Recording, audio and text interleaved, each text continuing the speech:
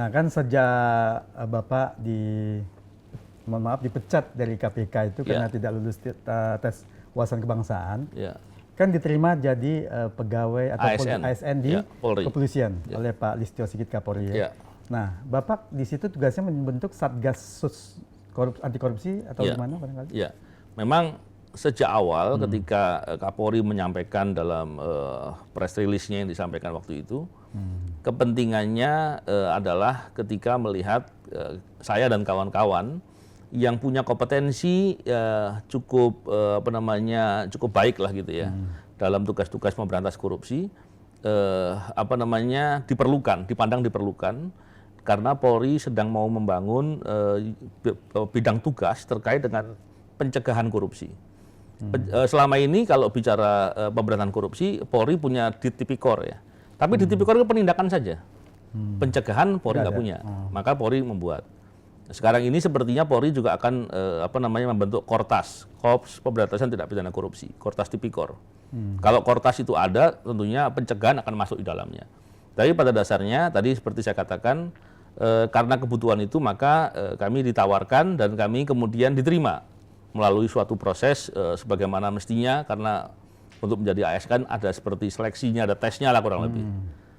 Tapi pada dasarnya dengan adanya kami menjadi ASN Polri, maka kami diminta dibentukkan suatu unit tugas khusus, Satgas Khusus Pencegahan Korupsi, dan kami membantu beberapa kementerian lembaga untuk terkait dengan tugas-tugas atau upaya pencegahan korupsi di tempatnya masing-masing. Ya, tapi kira-kira di pencegahan ini efektif nggak? Karena kan pencegahan tidak bisa melakukan penindakan apapun. Ya. Tidak bisa melakukan penangkapan, hanya mungkin memberikan masukan segala macam. Ya. Efektif nggak di kementerian-kementerian itu? Begini, tentunya kalau penindakan, pencegahan bukan penindakan kan. Ya. Tapi pencegahan yang kami lakukan itu adalah bagaimana kami mendeteksi potensi korupsi. Yang kedua melakukan monitoring. Kami juga melakukan aksi-aksi untuk bisa membantu untuk mengeliminasi potensi-potensi tadi. Dan kami memberikan rekomendasi-rekomendasi untuk perbaikan sistem. Sepanjang lembaga atau kementerian terkait ini melakukan perbaikan-perbaikan tadi, pastinya akan berdampak. Ya.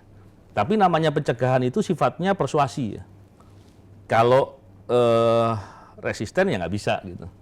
Tapi kalau mau bekerja sama, terus punya kesungguhan yang sama, frekuensinya sama, pasti akan berdampak besar. Tapi nggak bisa maksa. Ya mungkin hanya formalitasnya barangkali nggak nih? Karena nggak tahu saya. Tapi pada dasarnya sepanjang mereka mau, ada kemauan, pastinya bisa.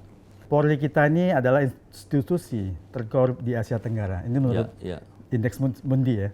Nah dengan kondisi demikian, apakah Satgas Sus ini kerjanya bisa lebih berat? Soalnya untuk memperbaiki nama baik ini kan agak sulit nih. Kayak gimana? Ya, kebetulan kami tidak ditugaskan untuk melakukan kegiatan pencegahan korupsi di internal Polri ya. Jadi di internal Polri sudah ada Propam, sudah ada Itwasum, dan kami tidak melakukan di internal Polri. Jadi kami melakukan kegiatan di luar. Jadi apa yang Pak Edi sampaikan tadi bukan bidang saya itu. Dan tentunya saya berharap pada suatu hari KPK betul-betul didorong untuk dikuatkan, dan kawan-kawan yang disingkirkan tadi dari KPK bisa membantu KPK menjadi lebih kuat. Ya. Harapannya sih itu. Harapannya itu ya. Dan juga kemarin kan di media kita membaca Wakil Ketua KPK Bapak Alexander Marwata mengatakan pejabat sekarang itu tidak lagi takut korupsi seperti yang tadi Pak Novel sampaikan, karena apa di sini beliau sampaikan karena resikonya rendah dan keuntungannya banyak. Betul. Menurut Bapak gitu? Ya, kalau hari ini kita katakan pimpinan KPK-nya juga nggak takut korupsi kan. Bahkan kalau kita ukur betul Lili Pintauli waktu sebelum mengundurkan diri dugaannya juga menerima gratifikasi. Kalau diperiksa pimpinan yang lain jangan-jangan ada lagi. Jangan-jangan Alexander Marwata juga ada kasusnya. Kenapa saya katakan begitu? Kita lihat ini bukan kira-kira nih Pak Edi. Kasus Robin. Robin itu penyidik yang kemudian dibawa ke pengadilan karena menerima suap beberapa kasus. Kebetulan itu waktu itu tim saya sebelum keluar dari KPK yang melaporkan kasus itu. Dan itu dalam proses persidangan dikatakan ada pihak-pihak lain yang terlibat, tapi nggak diusut. Jangan-jangan ada di level pimpinan juga itu. Oh gitu. Ya. Nah ini yang hal-hal yang perlu harus tengah dilihat. jalan hilang gitu ya. Yang jelas tidak, kalau hilang sih enggak, tapi tidak lanjutnya, ya, tidak lanjutnya enggak. Harusnya kan kalau ada fakta-fakta di persidangan, didalami dong, dicari tahu. Yang kedua kita lihat kasus pungli, bukan pungli ya. Kalau saya pungli nggak setuju. Apa itu? Itu suap atau pemerasan di rutan KPK. Pertanyaannya, apakah itu KPK sendiri yang pertama kali menginisiasi? Enggak kan ternyata. Justru saya yang pertama kali membahas itu di podcast saya sebetulnya. Kenapa? Karena saya ingat sekali, saya mendapatkan informasi ada salah satu petugas rutan itu disidangkan oleh Dewan Pengawas, ada pelecehan seksual kepada istri tahanan.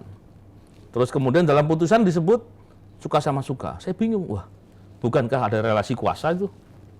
Bukankah ada sesuatu keadaan yang nggak normal? Nah, terus ternyata dalam putusan itu juga banyak dugaan pemberian sesuatu. Setelah saya bahas viral, baru kemudian diperiksa. Dan ternyata banyak, dan ternyata parah seperti yang kita lihat fakta-fakta sekarang. Nah, pola-pola seperti ini kan saya khawatir ini untuk menutup-nutupi. Nah, bahkan beberapa statementnya pimpinan KPK yang sekarang itu mengatakan bahwa ini sudah terjadi lama segala macam, jadi tidak ada kesungguhan. Bahkan dikatakan ini pungli. Saya bingung, pungli kayak tukang parkir ngambil uang gitu. Padahal nilainya miliar loh. Dari beberapa hal itu kan sebetulnya kelihatan lah bahwa sepertinya kok nggak ada kesungguhan. Jadi persoalannya hari ini KPK ya karena pimpinannya bermasalah, dan seperti Alexander Marwata tadi terjadi di pimpinan KPK juga.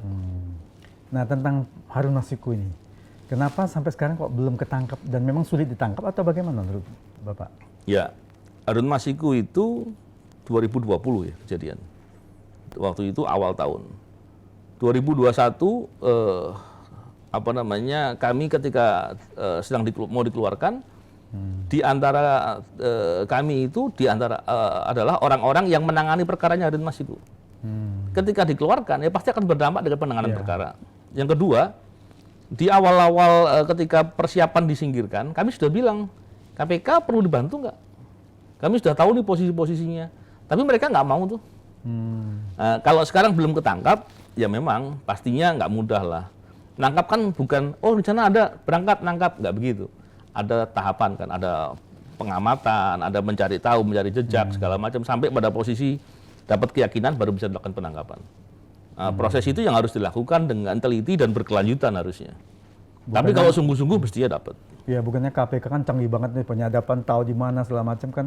Selama ini kan kelihatannya dulunya begitu, tapi sekarang kelihatannya kok makin teknologinya makin berkurang atau kurang canggih nih?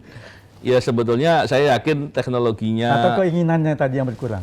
Orang-orang pegawainya saya yakin masih tetap. Cuma masalahnya kalau dukungan dari pimpinannya nggak ada, ya sulit lah. Mau jalan pimpinannya nggak dukung, ya nggak bisa. Paling nggak itu dugaan saya ya.